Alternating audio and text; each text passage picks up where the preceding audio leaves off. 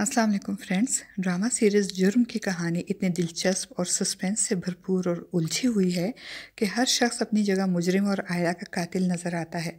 सबसे पहले हमीद ड्राइवर पे कत्ल का इल्ज़ाम लगा, मगर उसने ख़ुद को बचाने के लिए दानियाल का नाम लिया कि उसने आयला का कत्ल दानियाल के कहने पर किया है।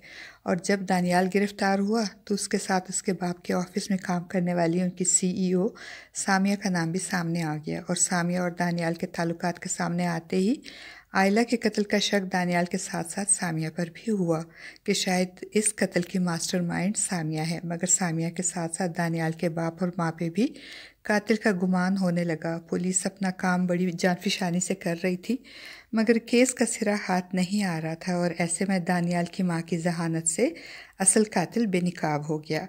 दानियाल की माँ ने ड्राइवर हमीद की बीवी ज़किया को पैसे दिए ताकि वो अपने शोहर को मना सके कि वो आयला के कत्ल का इल्ज़ाम अपने सर ले ले और दानियाल बरी हो जाए। मगर जब ड्राइवर हमीद की बीवी ज़किया ने पैसे लेने से इनकार किया और कहा कि इसका शोहर कातिल नहीं है तो वो ये भीख क्यों ले, तब दानियाल की माँ ने कहा कि ठीक है, अगर तुम्हें अपने शोहर पे पूरा यकीन है तो तुम अपने शोहर के पास जाकर इससे सच पूछ लो।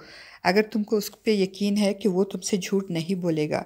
तो ज़किया ने अपने यकीन का इजहार किया और अपने शोहर के पास ड्राइवर हमीद के पास गई और उससे कहा कि मुझे सच सच बताओ, क्योंकि मुझे यकीन है कि तुम मुझसे झूठ नहीं बोलोगे। तो हमीद ने ज़किया के यकीन का मान रखते हुए उसको सच सच बता दिया कि आयला का कत्ल उसके हाथों हुआ है और ये कि वो आयला को कत्ल नहीं करना चाहता था। इसका मकसद तो सिर्फ दानियाल को अगवा करके इसके वालिदैन से तावान की रकम वसूल करनी थी।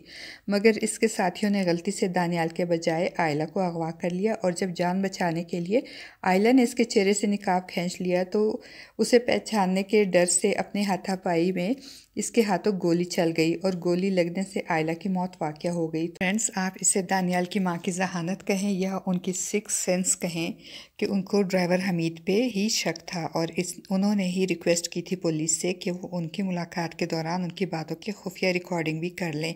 और इस तरह उनके पास सबूत भी आ गया और दानियाल की माँ की जहानत से आयला का असल कातिल पकड़ा गया।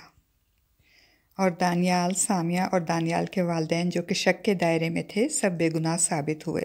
और इस तरह इस मिनी ड्रामा सीरीज़ जुर्म की कहानी इख्तिताम पजीर हो गई। मुझे तो ये जुर्म और सज़ा की कहानी बहुत दिलचस्प लगी। आप ये बताइए कि आपको ये ड्रामा कैसे लगा। अपनी राय का इजहार कमेंट बॉक्स में ज़रूर कीजिएगा।